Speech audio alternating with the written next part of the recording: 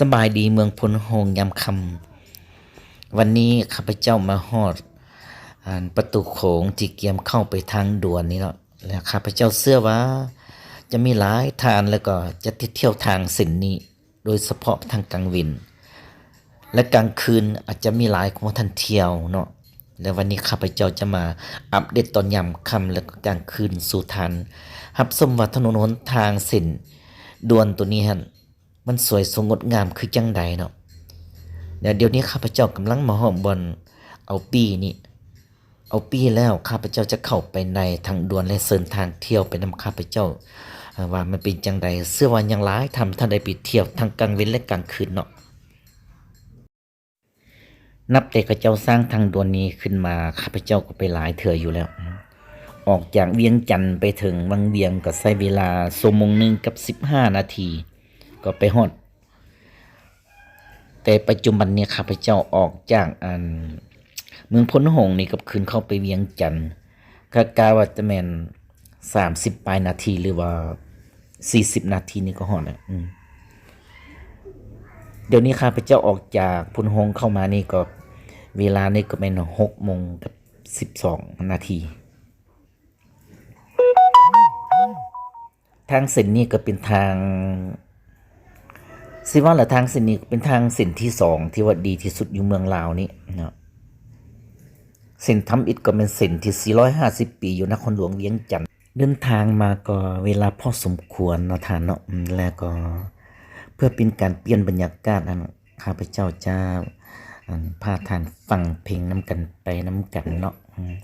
เพื่อเมืองถนนหนทางแล้วก็ฟังเพลงมาเพลิดเพลินทั้งจิตใจเนาะ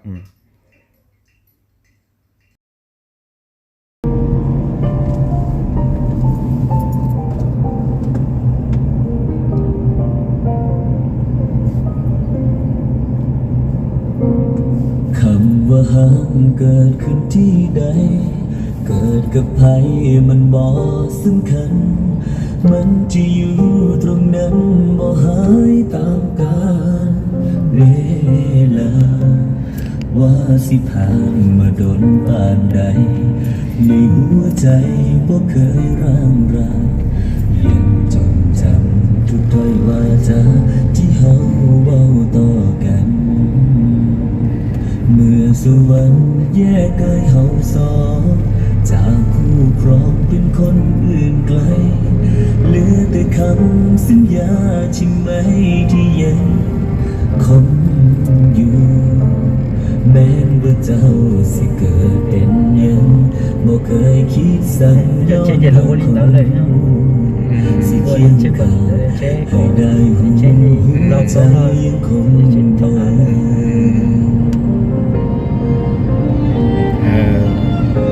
บ่มียังมาพังทลายความมันเราสองลงได้แม่นดินสลายยังมั่นคงคือจังตอนแรกหักที่แลกด้วยแหกกดฟ้าถึงมีน้ำตาเข้ามาแต่งเติมความปวดร้าวสิเข้ามาเสริมบ่เคยคิด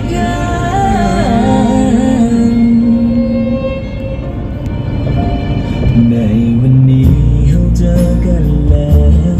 ยังบอกแล้ว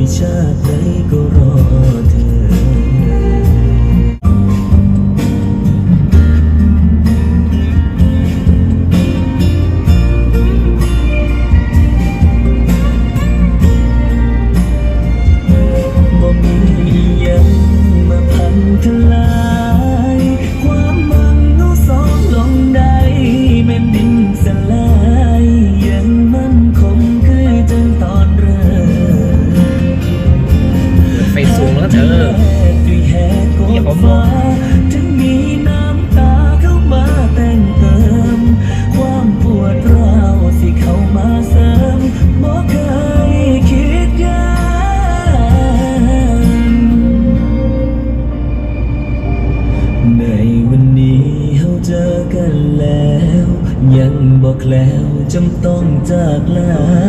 คนที่เฮาตามหาเป็นหยังคือบ่สนใจให้คอมทายกี่พันปีให้อยู่ตรงนี้อีกนานเท่าไรขอเพียงแค่เธอจำฉันได้ชาติใดก็รอเธอ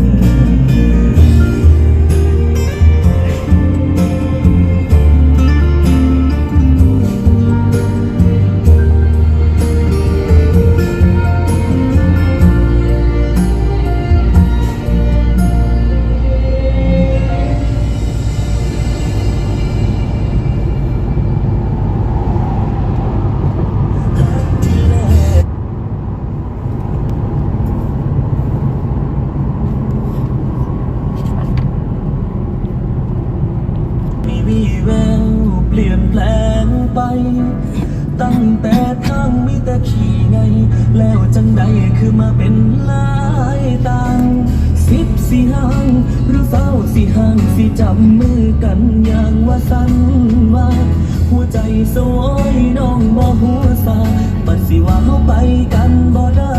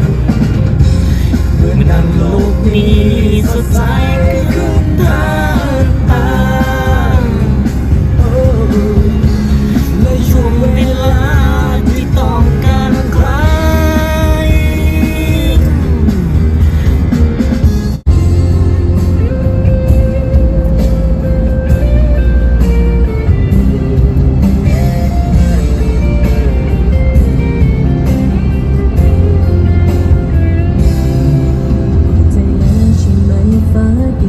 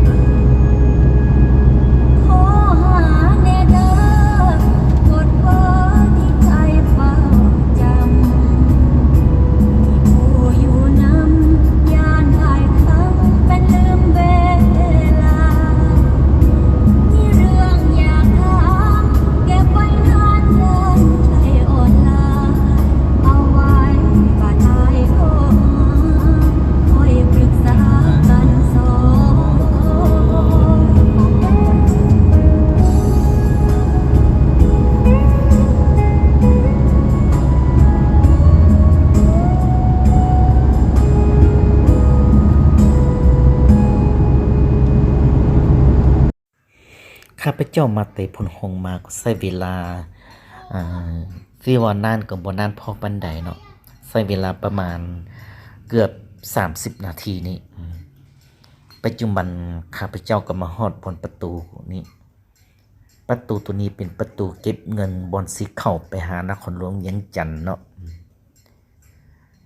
จีนเขาเจ้าก็มาสร้างมาสาเฮ็ดในบ้านเมืองลาวนี่ก็สวยสดงดงามแล้วก็มีถนนเดินที่สะดวกสบายแล้วมาเสียเงินอยู่นี่แล้วมันเป็นลายเสียเงินอยู่บนนี้เดี๋ยวจะค่อยเอาเข้าไปนครหลวงเวียงจันทน์